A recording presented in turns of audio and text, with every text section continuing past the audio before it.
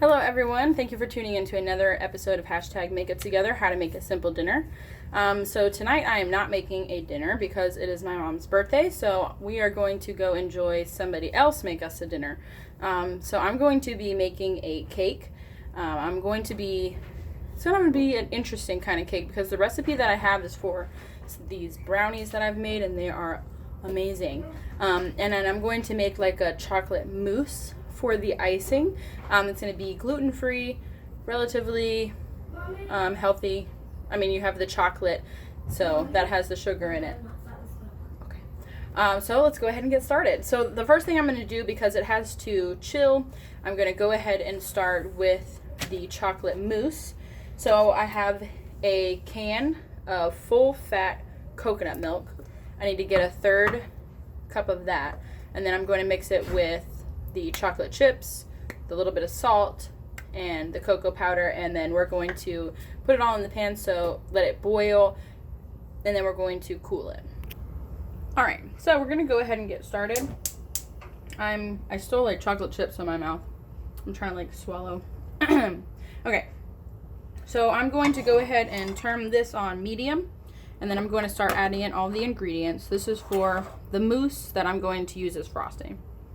So we have 1/3 cup of full fat coconut milk. All right, next we're going to add in some sweetener. I have some agave, so I'm going to use that. This is probably about a tablespoon. I'm not going to add too much of that. I'm going to add a little bit of salt. You want to add about 1/4 teaspoon of that. I'm also going to add in some chocolate chips, and this is also going to kind of count as my sweetener as well, because I wanted to have a good chocolate taste to it. And the next thing is unsweetened baking cocoa. So just cocoa powder. So I'm going to be adding in 3 tablespoons of this. You can add anywhere between 2 or 3. I would like to do 3 because my mom really likes chocolate. So I'm just going to kind of incorporate all this together, and then we're going to wait for it to get to a nice boil, and then we're going to pour it in a separate bowl, and we are going to try to cool it off, because once it meets the whipping cream, you want it to be cooled down significantly so it doesn't affect the form. All right, and you want to make sure that you watch it. You don't want it to boil too much over because you don't want it to burn, and it will get a burnt taste if you do. So that literally took like less than a minute for it to start melting, and so you want to make sure that all the chocolate chips are melted and that it's nice and smooth. So the next thing that I'm going to do is pour this into a bowl, and then we are going to try to cool this off. Alright, so I got it all in the bowl, and I'm just going to put this in the freezer for a little bit, just because you want it to get completely cooled down. Alright, so now I'm going to get started working on the cake. I needed 2/3 cup of almond flour, so I'm going to go ahead and grind up some almonds. This is about a handful in here. So I'm going to go ahead and do that. When you're making this, you probably don't add a lot of almonds in it because then it's going to be coarser. I would like it to be finer, so I'm going to put in less almonds. And then I'm going to go ahead and just grind it up.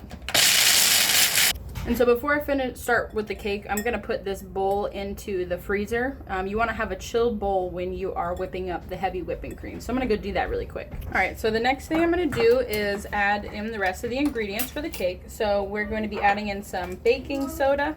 Yes. No. Fine, but put them back. All right. My son is talking to me. All right, so I'm going to get a 1/2 teaspoon.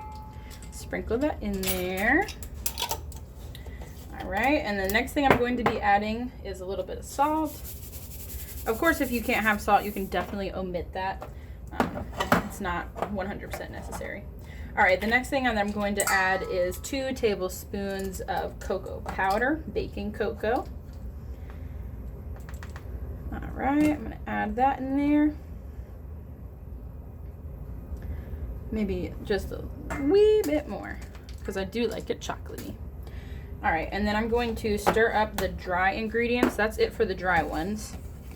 So I'm going to stir that up. Try to make sure that it's all incorporated. And then the next thing that I'm going to start adding is the dry ingredients. So I'm going to just make sure, the wet ingredients. So I'm going to make sure that with these dry ingredients, I get out all the lumps and bumps. And when you grind up your own almonds, there tends to be a little bit more of the lumps and bumps, just because I don't know what kind of blender they use for their almonds. Like when you buy almond flour, which is a lot finer than almond meal. But I have not been able to achieve super fine. So, but everything seems to work out pretty well with doing the almond meal. You can maybe taste it a little bit more because they're bigger chunks, of course. All right, so that seems pretty well mixed. So I'm going to just create a well in the middle. This is just to reduce dishes. Now, if you feel like washing 2 bowls, go ahead. Yes, son. I went outside. I saw a bad kitty. A bad kitty. And he had a fish in his mouth. And I said, out of our yard. He had a fish in his mouth? Jeremiah, we don't live near fish. I said, come over the fence, all the way over there. And then when he goes on, there might be an ocean over there, far away. What did you eat? Are you all right? You feeling? No, he had okay? a fish in his mouth for real. A fish. Yes. Well, maybe. And he ran over here over again. And I went. All right, so I'm going to be adding the wet ingredients. So we have in here 2 eggs. Jeremiah, please do not put that near the food. All right, go throw that away. That is lovely. All right. So 2 eggs. Let me rinse off my fingers really quick.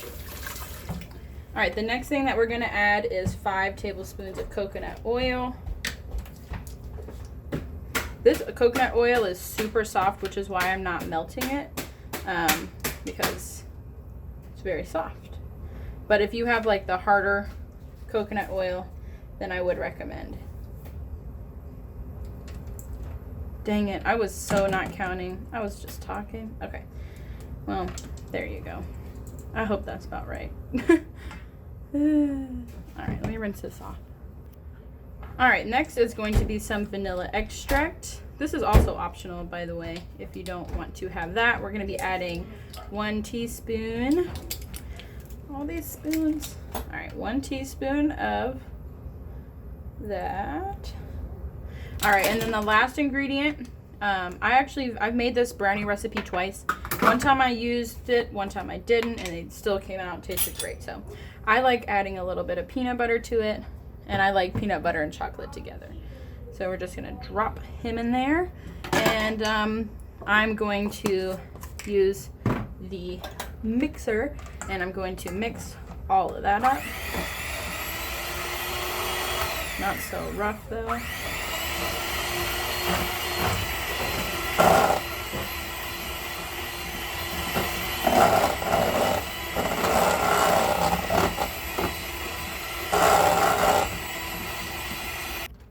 Alright, so I got the mix done. Looks beautiful. So the next thing I'm going to do is I'm going to get the pan that I chose and some parchment paper. This is an important part. So I'm going to just put it in here, and then I'm going to cut around the edges to make sure that it fits.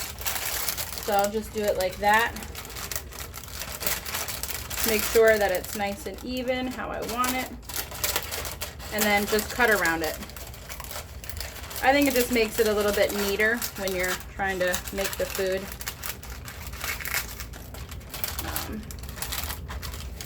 So yeah, try to cut it above there. Doesn't have to be perfect. So just like that. And then with this in here, I'm going to pour in the mix. And yeah, I know this is super small, but you know, we try to have the desserts just for like one day, so that way it's not too much. All right, so it's in there now.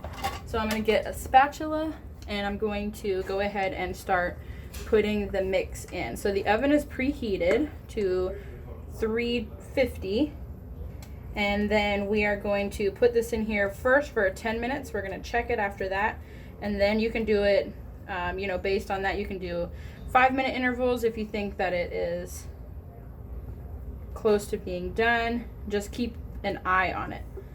because it cooks pretty quickly. All right, so I'm gonna get all that out. This is really good. I'm just like, it smells like a Reese's peanut butter cup. It's so good. All right, so I'm gonna get all that out and spread it around.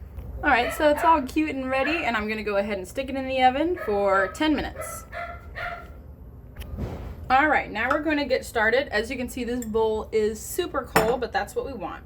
So we're gonna get 2/3 cup of the whipping cream, heavy whipping cream. So we're gonna just pour it in here, and then we're just gonna start whipping it until soft peaks form. So I have my blender here, and we're just going to, I rinsed off the chocolate from here, but we're just going to keep going until peaks form.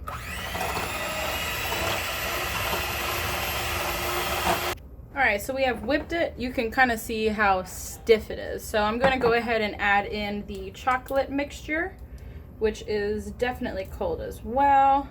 Maybe a little bit too cold. I think I should have taken it out of the freezer a little sooner, just because it's kind of really thick.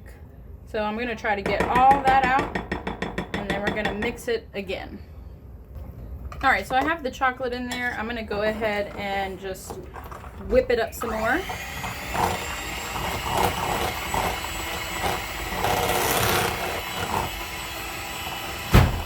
Alright, so this is what it looks like once it's all finished, and we're going to just stick it in the refrigerator until the cake is ready.